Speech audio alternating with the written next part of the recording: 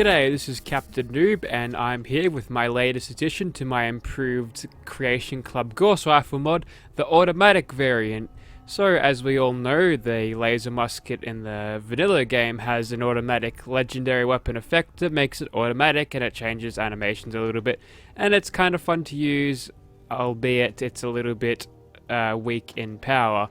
So I've gone ahead and transferred those animations and this effect mostly onto the improved Gauss Rifle here. So this weapon was just a standalone variant of it, so you can have the regular cranking variant, the enhanced one with the assault rifle animations, and finally this one with the Auto Laser Musket animations, which maybe some of you thought this actually was before I before I showed off what the automatic one was. But as you can tell, this thing has a little bit of a delay on it, and as you're firing, you go ahead and do the crank thing, and you shoot your weapon kind of like that. So there's not a whole lot to it. I'll go ahead and talk about some of the weird effects of this. So like the Gatling laser, which fires faster if you're crouching in third person, this thing does the same thing. So if I was to just crouch here, I'll just do it before I take on those turrets, and as you can tell, if I'm firing in first person there, or third person I should say there, that'll actually destroy him because it does so much damage. But I don't know why that happens, that's just a weird thing. If you pay attention, basically all of your automatic weapons fire differently in third person, even when aiming down sights of some of them. This one's got a scope, so obviously it's not going to do quite as well when you aim down sights, or aim down the scope. But yeah, if you've got a reflex sight on this, you can actually aim and do it then too, so that's an option for you. But I've gone ahead and chucked on a short scope in here because that's what I like to do. Previous updates of this weapon mod, I've actually added in the ability to put long, short, and medium scopes, as well as long and short recon scopes instead of the one recon scope that you usually get with it, and also night vision variants of all the scopes, and they include a little bit of a custom texture for actually aiming down sight. So if you could just crank that fast enough, you could quickly kill this legendary gunner. And I think this is as good as time as any to show this thing off in VATS. So unlike the regular improved prototype Gauss Rifle, this thing is not going to be absolutely horrible in VATS. And as you can tell there, you're going to be firing very, very long bursts indeed. And that's just one of the effects of this weapon, as well as the laser musket and the charging barrels of the Gatling laser, or any sort of heavy weapon like the minigun and Gatling laser. They all have very, very long bursts, which are useful with certain legendary effects, which we might even get to later, but for now, we'll just clear out these gunners like this.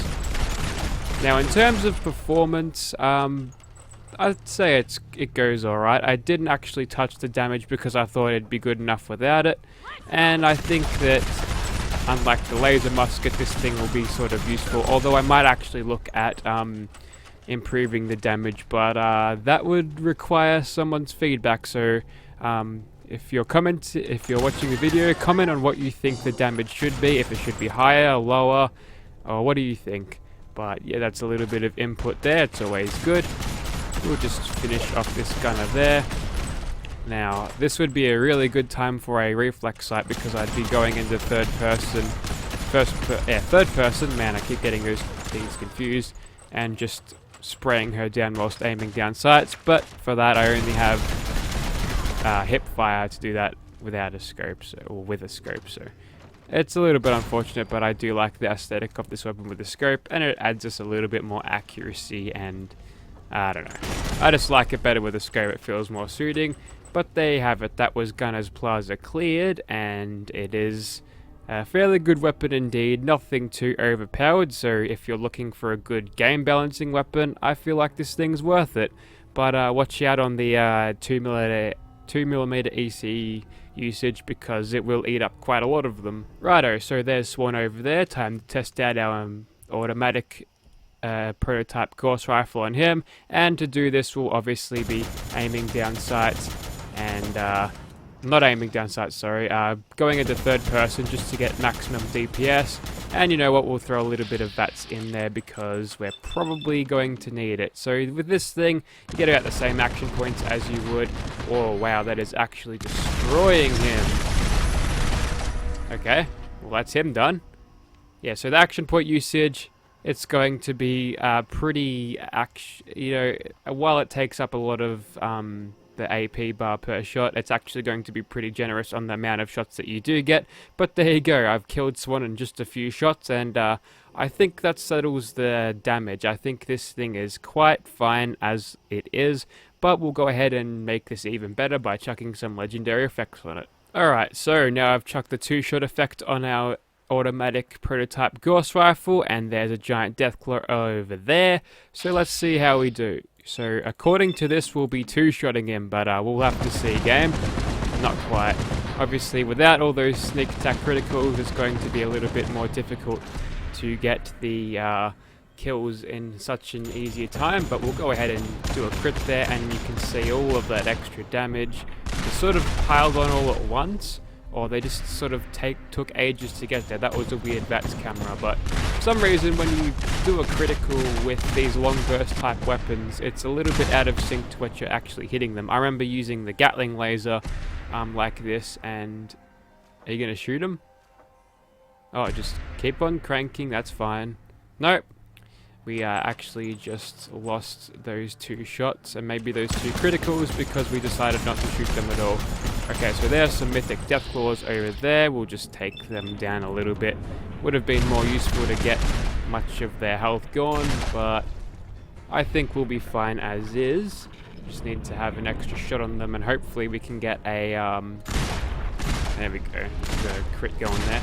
Yeah, hopefully we can get a mysterious ranger or something. No, not a mysterious ranger. A Grim Reaper sprint from them, and that'll make it a lot easier to target this dude more.